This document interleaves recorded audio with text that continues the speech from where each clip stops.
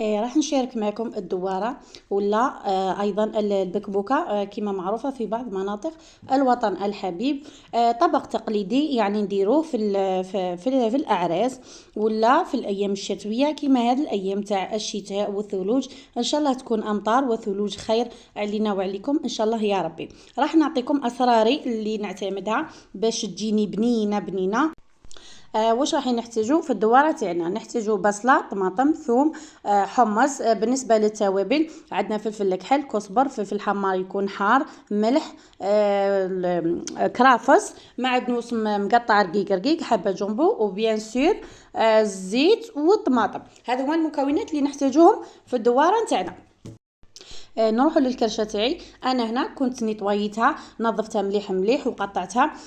ومن بعد كنت غليتها في الملح والخل باش كي نضيفها في المرقه نتاعي ما تجينيش المرقه مره. هذا هو السر يعني باش يعني ما تجيكش المرقه تاع الدواره تاعك ما تجيكش مره. نجيبوا لا كوكوت نحطوا فيها السمن ولا الزبده اختياري، مع شويه تاع الزيت، نخليهم يسخنوا مليح مليح. وهنايا راح نحط الكرشه تاعي والمصارن يتقليو. هذه هي طريقتي اللي نعتمدها باش تجيني الدواره تاعي ولا البكبوكه تجيني بنينه بنينه الله الله.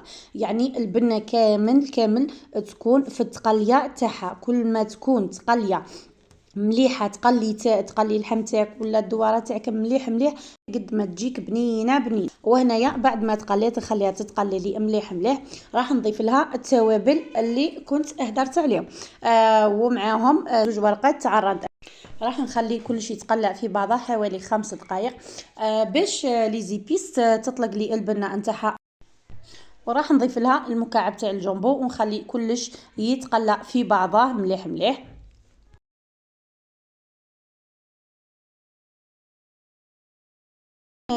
وهنايا بعد ما تقلى لي كلش في بعضه راح نضيف البصله والطماطم والثوم اللي كنت رحيتهم ونزيد نخلي كلش في بعضه يتقلى حوالي 5 دقائق. ومن بعد نمرق بشويه تاع الماء. ما نمرقش انا ضربه فريده، لازم يكون الماء دافي باش الدواره تاعنا ما تقرنزلناش وطيب لنا بالخف بالخف. راح نضيف مغرف ونص تاع طوماطيش اللي كنت ذوبتها في شويه تاع الماء ونزيد نخليها تتقلى شويه مع الكرشه تاعي ولا الصوص كامل كامل كامل. وهنايا راح نضيف الحمص اللي كنت طيبته نص طيب باش ما ياخذليش وقت طويل يعني في الطياب.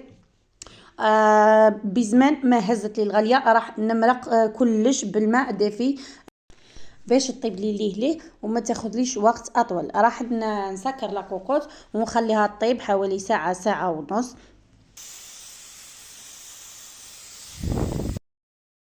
وهاي لكم الدواره تاعي طابت زبده ولا صوص يعني عاقده وخاثره. الله الله واش نقول لكم، واحد البنه راها تفوح يعني بنه. واللي ما كانش ياكل الدواره يعني بهذه الطريقه راح يولي ياكل الدواره. سيوها وراح تعجبكم هذه الطريقه نتاعي. وهنايا انا ضفت هذه الاضافه. حنا نحبوا نضيفوا الاضافه تاع البصله والمعدنوس والدبشه. وانتم اسكو ايضا تضيفوا هذه الاضافه ولا لا؟ ان شاء الله تعجبكم الطريقه نتاعي. ديرونا جيم وشاركونا بالتعليقات نتاعكم الى انتم ايضا ديروها على هذه الطريقه ولا لا. وشاهينكم في الجنه ان شاء الله. سلام، الى الملتقى في فيديو جديد ووصفه جديده.